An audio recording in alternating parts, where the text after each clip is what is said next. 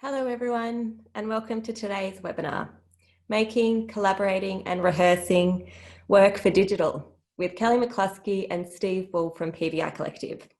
My name is Laura, and it's actually really exciting to be joined by these two artists today for what I know is going to be a really great session.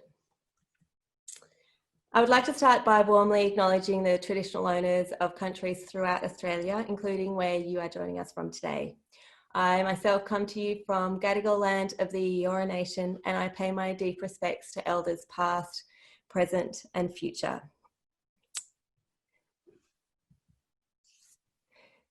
Currently on screen is a blue PowerPoint holding slide with text and video boxes of our guest speaker and our Auslan interpreter, David. I myself am a woman in my mid-30s. I have fair skin, dark brown hair. I'm wearing a denim jacket and I'm sitting in my house, makeshift office. Oops, sorry. Welcome to Creative Connections, everyone. In a minute, I will introduce you to our guest speakers for today, Kelli and Steve, to talk about the future of live participatory performance in a post-COVID world. These sessions have been designed for you to provide support, resources and a sense of collective reimagining of our futures and our practices during these wild times. It seems clear now, things will never return to normal. We have an opportunity to think differently and creatively, to step into the unknown and the uncertainty without any answers, to ask questions, reflect and challenge our assumptions and patterns. I personally can't think of any better to help us with this than PVI Collective. Before I hand over to Kelli and Steve, I'd like to just go through some of the housekeeping and features of today's webinar. I'll keep it brief because I know many of you have heard this before. Closed captioning is available. You can turn it on by pressing the CC button at the bottom of the screen or using stream text via the link in the chat. We will be running a chat throughout today's session. Francis will be looking after this, so if you have anything you'd like to share, please do so in the chat function. We'll also be hosting a Q&A with Kelli and Steve at the end of the session, and Ian will be looking after this. So if you have any questions throughout the session, just add them to the Q&A again at the bottom of the screen. If you're having any technical difficulties or things aren't working, you can use the raised hand feature and Kevin will be in touch to try and resolve it for you. Today, like every session, we will be recording and the recording will be published on our website in the next few days. I'd just like to let you know a couple of opportunities and resources that are available for you at Council. This week we released Reignite, Reactivate. It's a practical, user-friendly guide for independent artists and organisations. It outlines how to confidently comply with government guidelines to recommence practice and open doors to welcome audiences, visitors and customers. The resource supports our sector with jurisdictional compliance to COVID-19 restrictions and regulations, and you can find out more about this resource on our website. Last week we also launched some new Creative Connections sessions. They're sector-led by you and they cover a range of topics including digital adaptation, leadership adaptation and practice adaptation. So you can register for these sessions on our website. Okay, so it gives me such great pleasure to introduce our guests for today. Currently on screen is a PowerPoint slide to introduce our speakers, Kelli Mccluskey and Steve Bull. There is a black and white portrait of Kelli looking at the camera with glasses and blonde hair. Steve is shot in side profile, sitting at a desk, looking thoughtful. PVI is a tactical media art group who create agitational participatory artworks intent on the creative disruption of everyday life. They are based in Perth, Western Australia.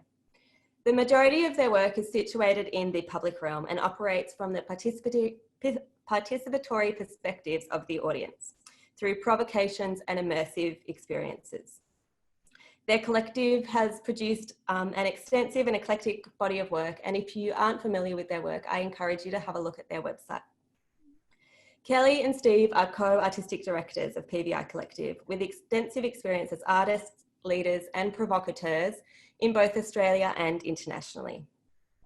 I have admired their work for a long time, and it has consistently encouraged me to think differently about how I work, operate, and engage with the systems in our lives and the role that art plays in these systems.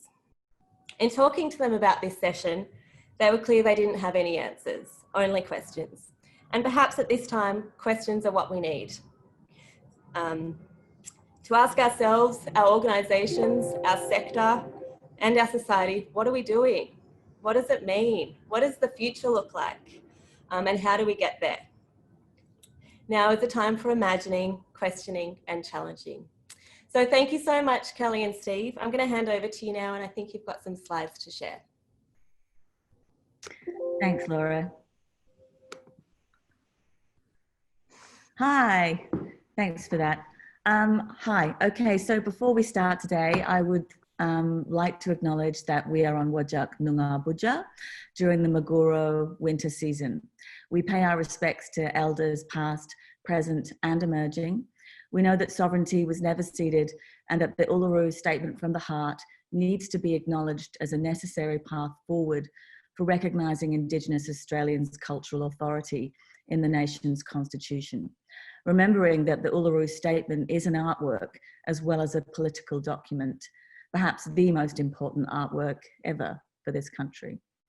So kaya, everyone, and thank you to the Australia Council for the Arts team, Laura, Francis, Ian, Shavoy, David and Kevin for hosting an amazing suite of webinars since lockdown.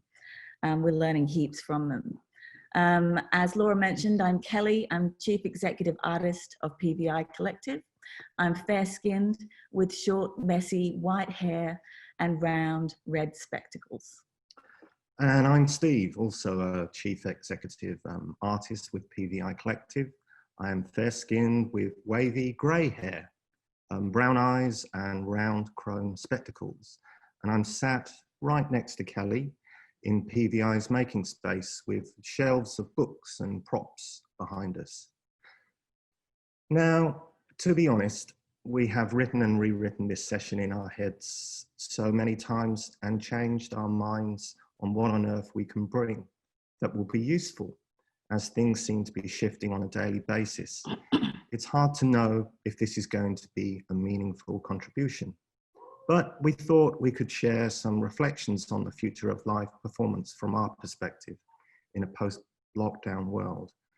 And we also thought that we could share our Plan B scenario for a live work called Tiny Revolutions that was due to tour nationally and internationally this year as a practical example of how we are attempting to adapt. So I think it's fair to say that the magic button for quickly and efficiently transitioning our participatory performance practice online isn't there. We've looked for it and can confidently report back that it doesn't exist.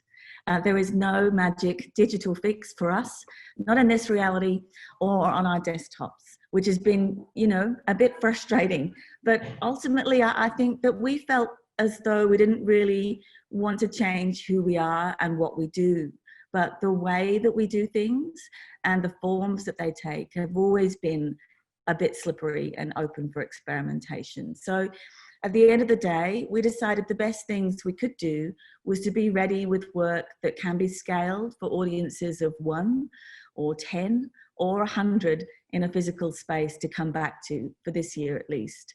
And also to test out some collective sharing presentation models, which we'll talk about later. We've also used this lockdown time to continue to ask ourselves questions about our audiences.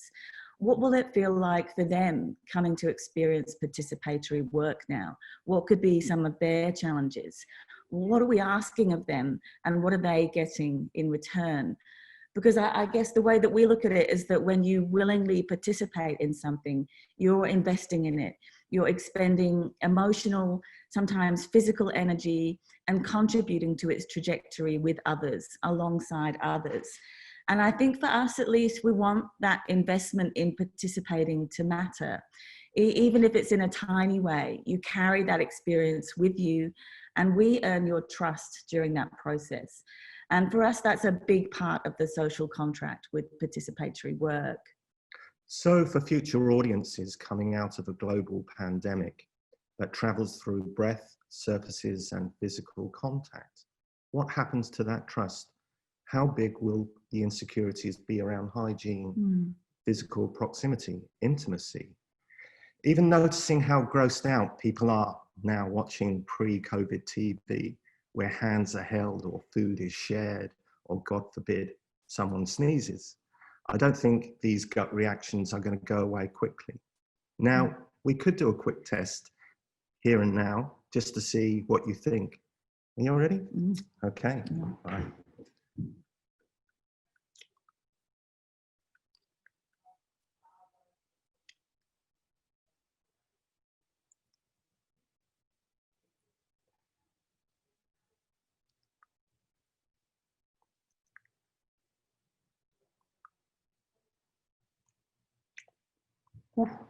Okay, will something as simple and intimate as that, a kiss, be too much? I liked it. Bit of coffee breath. Sorry about that. Also, in terms of future-proofing, what about practical things like insurance? Can we guarantee audience health and safety? And if we don't, then what? As audience members, are you now expected to take your health into your own hands in order to attend a show? That's a big ask. So what does the future of participatory performance look like? I don't know. But I guess, you know, we were thinking about this and wondering, do we have to reinvent the wheel or jump forwards into the cult of the new? Or should we actually be looking backwards and remind ourselves that there are heaps of examples of artworks that have already creatively problem solved physical proximity, spatial concerns, telematics, networking, and group-based experiences in ways that we can learn from now. We've got a few WA-based examples that sprang to mind for us when we started to actually think about the pandemic restrictions as actual artwork provocations. So we'll play, I think, a little slideshow now of some artworks that sprang to mind when we thought about the pandemic restrictions. So here we go. 1.5 meters apart. The image we're seeing is of a woman in a fluoro vest with headphones on, and she's holding a tree trunk in the palm of her hand. This is an artwork by a WA-based artist called Mike Bianco, and it's called The Trees of St. George Square, and it was made for Proximity Festival in 2017. It's a part live performance, part audio guide, and this work looks at the various histories of plants in the area and how they've been manipulated and controlled by human desires. And as an audience, you attend to the work one at a time, and you roam around a predetermined route in public. Behind the safety of a protective screen, and we've all seen lots of these in, you know, retail spaces and chemists and so on. The slide that we're looking at, though, is from inside a parked car at nighttime, with two audience members seated in the vehicle, looking over a multiple choice game called How to Match the Vergeside Poo to the Dog Breed. And this is from an artwork that we made back in 2007 called Inform. And it's a mobile performance with in-transit radio broadcast through your car stereo that took place in the Perth suburbs.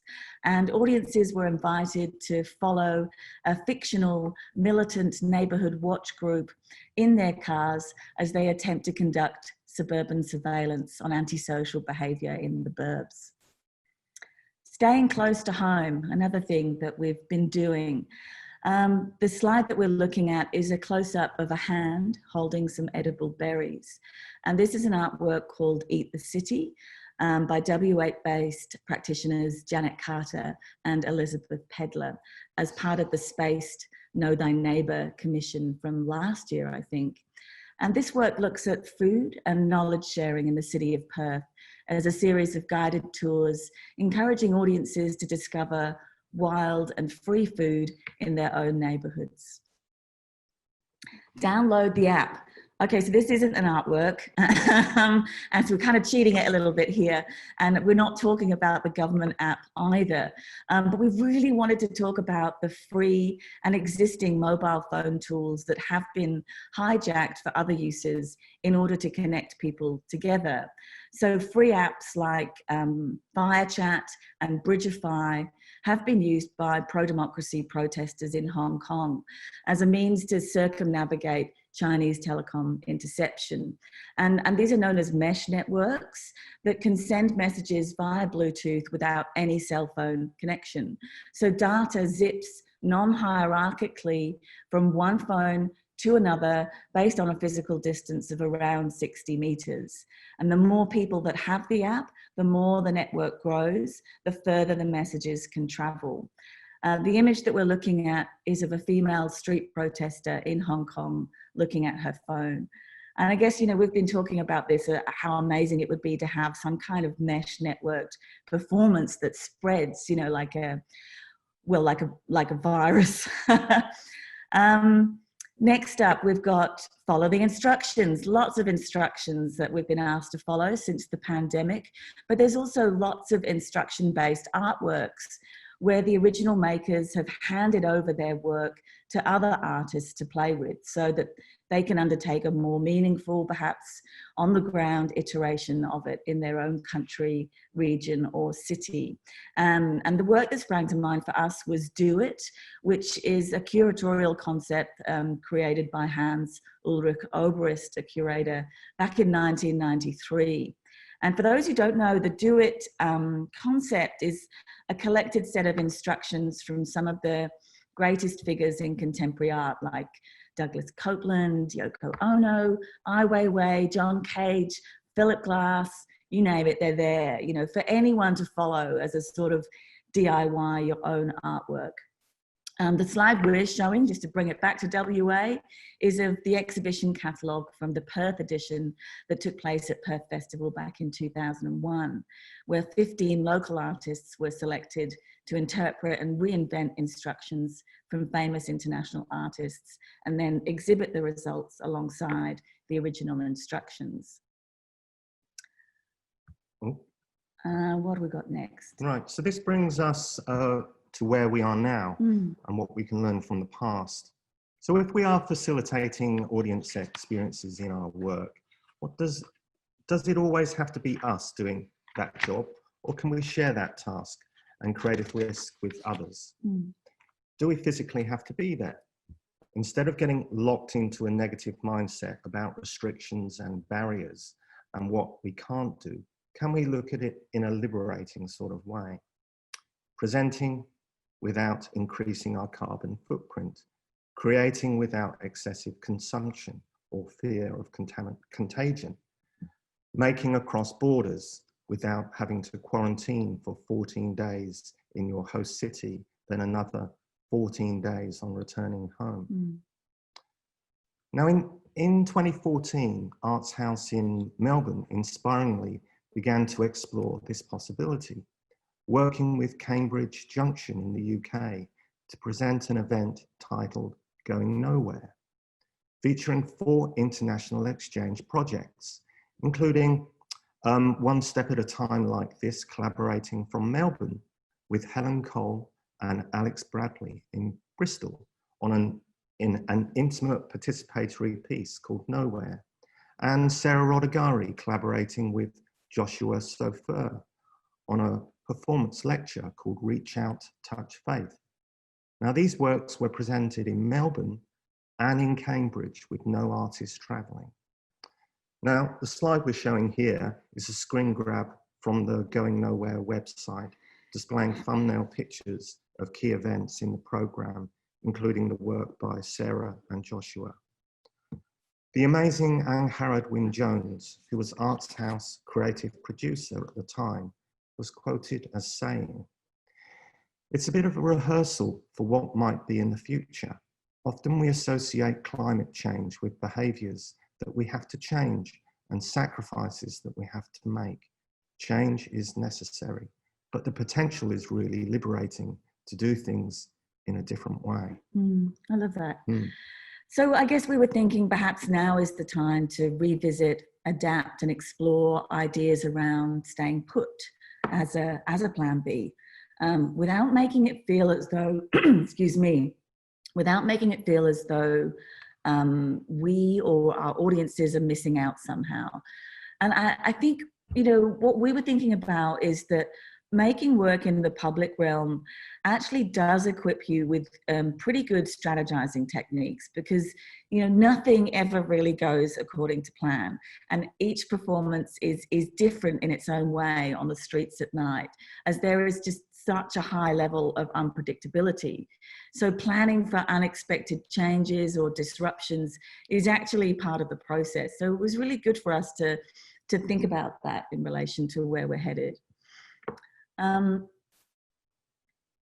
So the work that we wanted to talk about is we're thinking about our plan B is called Tiny Revolutions, which we're still in the process of working out a plan B and a plan C, actually, different presentation scenarios based on a whole host of travel restrictions and audience capacity limitations still being in place and at different levels in different cities as we emerge from the pandemic. And we're not going to talk about it. We thought we'd play a little video clip of it just to give some context of what the work's about. It's a 3-minute video clip with a voiceover and some text on screen.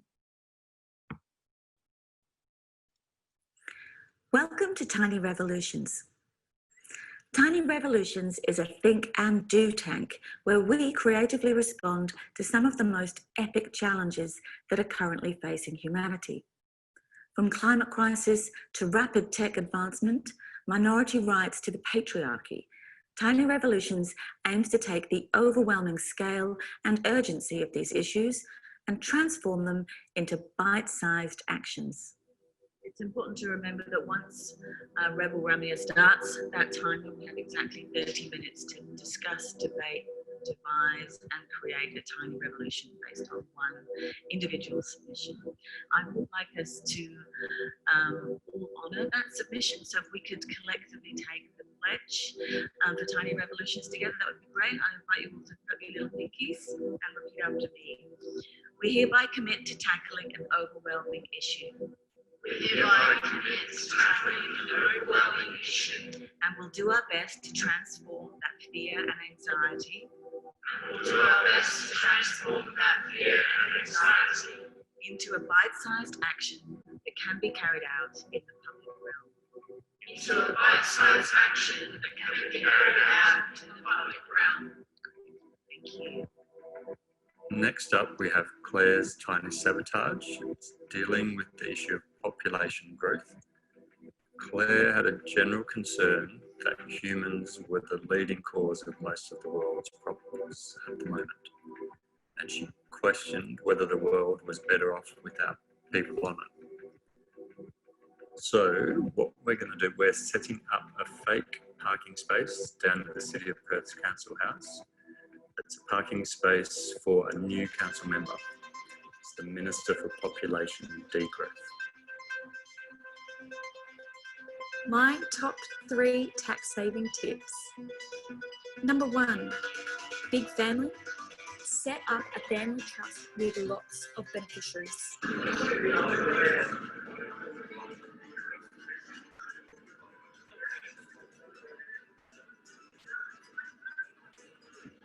And so just out of interest, the Landmark wouldn't be interested in stocking the native Australian roots or yams. Why is that, do you think? I am delighted to announce that all politicians will be receiving the minimum wage for the next month, effective immediately.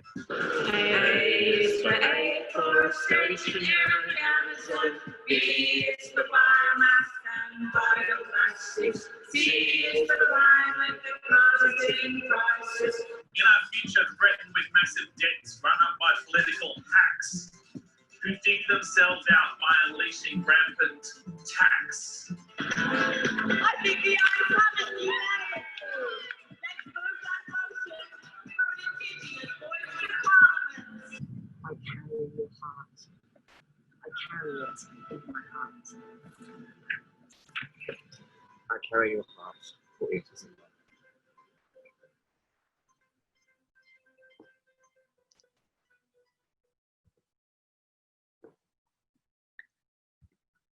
So, oh, we're back on. I don't know, are we?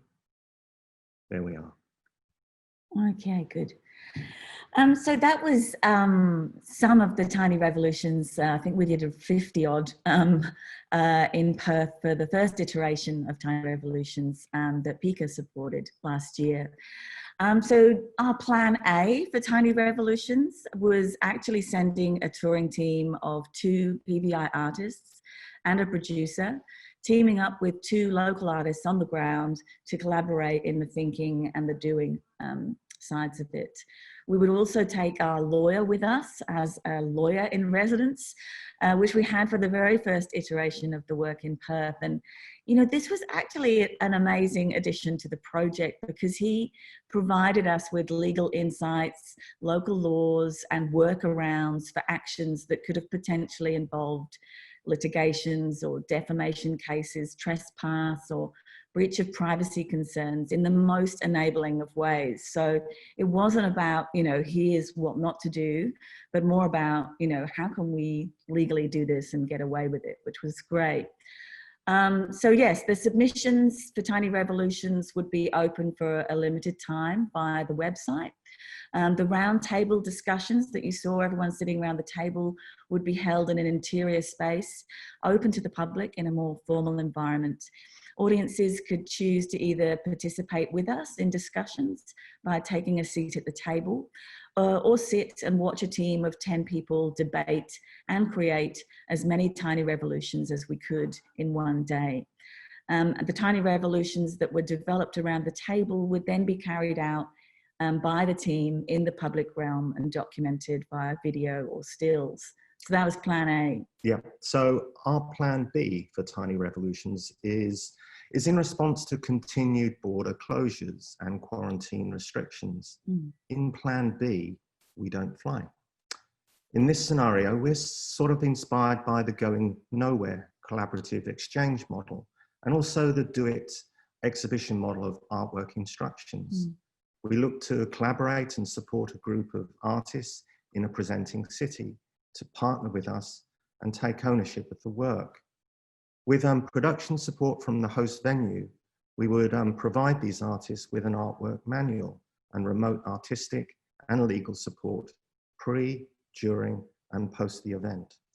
So the roundtable brainstorming sessions would still be open to the public to watch or participate, with the on-the-ground team making and then finally undertaking the tiny actions all in their city with remote guidance from us where needed. Now, this really feels like a possible next step in how we present this work this year, and hopefully would start to expand our thinking around collaborative processes in the future. Now, our plan C for Tiny Revolutions is to take the work more into the digital realm and online, with the think tank sessions hosted as a Zoom event, a webinar with international, local, and national guest speakers contributing and audiences watching online in a durational event. In this scenario, we would still look to undertake tiny outcomes in the public realm, document and share outcomes back online. I think as a model for collective sharing and creative camaraderie, we're actually genuinely excited by the possibilities of these scenarios. And it's not bells and whistles, tech savvy. It's not necessarily genre busting new and shiny, but you know, maybe more importantly, it doesn't feel second best either. And that's key, I think, you know, is to not think about, you know, what we've lost out on by switching to a plan B or plan C. It's what the workers gained from it, perhaps. I think we're going to leave it there. That's what we've got. Thank you. Thank you. Thanks, Kelly. Thanks, Steve. What a great insight into your practice and the way that you are thinking about your work and the future and what this all means. I guess I'm interested in what a plan C looks like, or a D or an E. Yeah. Possibilities are endless. If you have a question for Kelli or Steve, can you please share it in the Q&A section so that we can get to them? I know I have seen a couple of questions in the chat that are actually very specific about the app and what it's called and can you download it. Can you just give us a bit more information about that? Yeah, there's a couple. There's one that's called Fire Chat, and the other one's called Bridgeify. And they're free to download. Yep, and available for Android and iPhone, iOS. Yep. Okay. Definitely worth checking out. The more people that use it, the more it's useful. Yeah. The more connected you can be without using a phone provider. Okay, cool. And we've also just got another question here about audiences. And I know that audiences are kind of central to the work that you make and how and why you make it. And I guess we're interested in what do you think our audience want to see work about? What do you think that they are looking for and they need at this time? Yeah, we've had so many discussions about this, and you know, I mean, Steve mentioned the the initial trepidation around kind of physical proximity and touch, and I think we kind of swing both ways. It's like, will audiences be interested in some kind of form of, you know, escapism and actually just shutting off from, you know, the clusterfuck of reality at the moment, or I guess what we're more interested in is ways in which we can kind of activate positive social change. So, you know, we see that it's become so apparent. It really does feel like we've reached a tipping point in society at the moment. And so are there ways in which we can utilize artwork as a vehicle to explore positive social change? I think that's where our heads have gone. And I guess further to that, and this has come through on the chat, and I guess it's kind of related to that, but what does that look like for ticketing and for, like, what, you know, like, how is this going to operate in the kind of, in the ecology that we have? Yeah, the monetized, look, if it was up to us, everything would be free. Yeah. What does it look like? I don't know. What do you think it looks like? I'm not quite sure. What are you referring to? Kind of like a contactless transaction, and or how people are filtered into a theatre? Maybe, or okay. maybe, or maybe the monetization. So, like, if we're kind of doing this isolation participatory work, and you're not going to a venue as such, or it's not part of a festival in that sense. Yeah. It would be great if it continues to be free, to be honest. I don't know. See, I've said that, and now I'm thinking about it going, actually, no, we shouldn't be giving our work away for free at all, you know, because I think there's such a lack of value of arts in general, particularly in Australian society, that we should be looking at ways in which we can earn income from our creative products. So I think that very much needs to be front and center in our thinking. I don't have the answers, but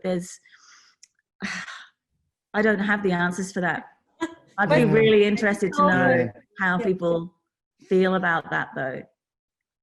Yeah, maybe everyone can kind of share some of their thoughts with us in the chat. I think that would be great. I mean, there's an argument for both, and it's the questions again. There is a question that's come here through from Adam, who asks, how do you think the rigorous skills in holding and guiding audiences through participation and immersion in performance could be used more by artists, makers and companies? These skills seem much needed in the current context. Yeah, I think, you know, for us, when we start to develop new work and come up with new ideas, we'll always situate the audience front and center. So when we're starting to devise and plan, we're thinking about the experience for the audience. So in a way, it's in service to the audience. It's not about, this is the idea and I'm plonking it in front of someone to experience, and I'm, you know, maybe making lots of assumptions about how you're going to engage with it. It's actually, I'm an audience member, I'm walking in the door, what am I feeling? What am I seeing? What's being asked of me? What am I getting from it? So it's just flicking it back into, you know, the audience journey that's front and center. And I think that's where the rigor comes from, because then you start to look at the way in which you're crafting that experience from the perspective of the audience. So, yeah. Yeah. I mean, we when we're making a work, we're constantly factoring in periods where we invite audiences in to try out and we get feedback. And I think that, you know, there's other art mediums. It's certainly something that would be interesting to try and factor in whilst you're making an artwork, be it, you know, in a different, maybe in a more visual art medium where, you know, you ask for a reading. What are you getting from this at the moment as in an incomplete and in progress work? I think that's really interesting. Yeah, it is. I mean, it is really hard to rehearse participatory work because, you know, there are testing phases, particularly if you're working with, you know, mobile phone based apps, which we have done. And, you know, you're testing the technology with the audience, and you're looking at the usability and the interface and how people are engaging and using it. You're looking for bugs in the tech, but rehearsal is really hard because it's always going to be different. And particularly when, I think we were saying earlier, when things are situated in the public realm as well, that there's just this whole other layer of, you know, second, third tier audience of members of the public that haven't signed up for, you know, this experience and are wondering what the hell's going on, and, you know, want to ask questions and want to kind of interrupt what you're doing, and you have to take that into account. And that's a whole other, you know, layer of unpredictability as well. So, which is a positive as well. Yeah, it's a good thing.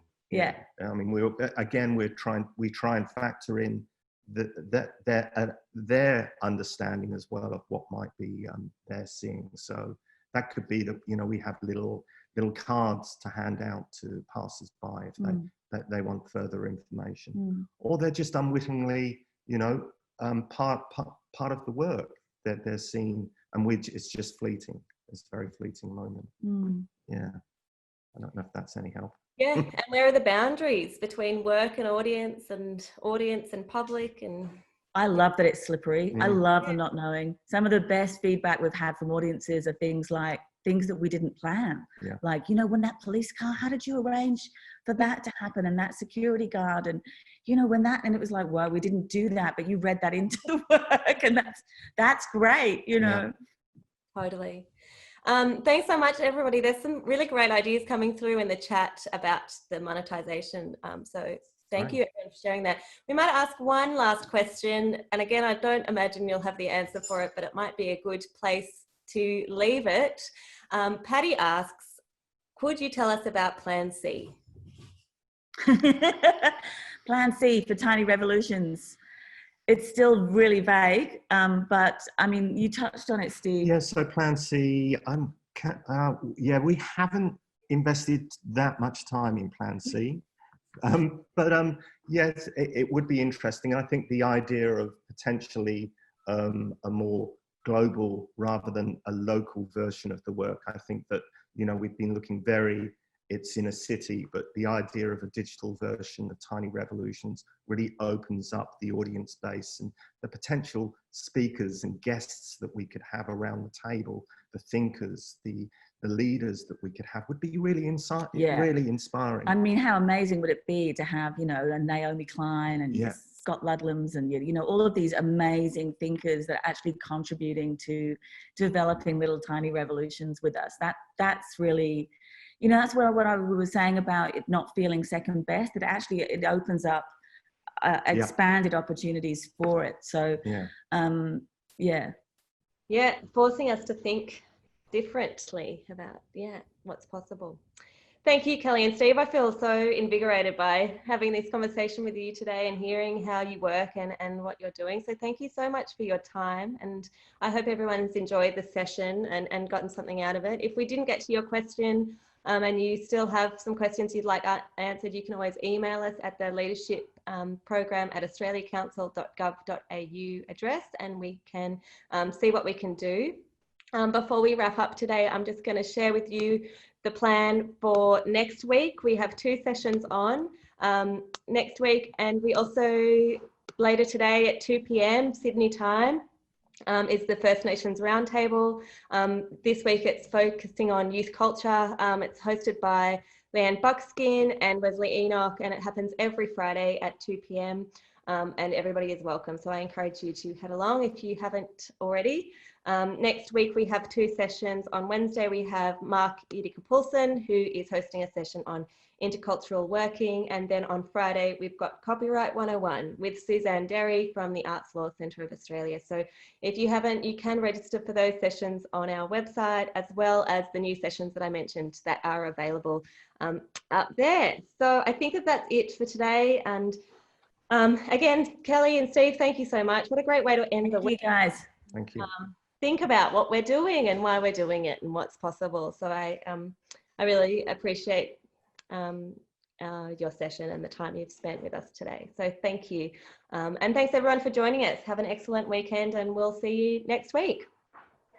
Thanks, everyone. Bye.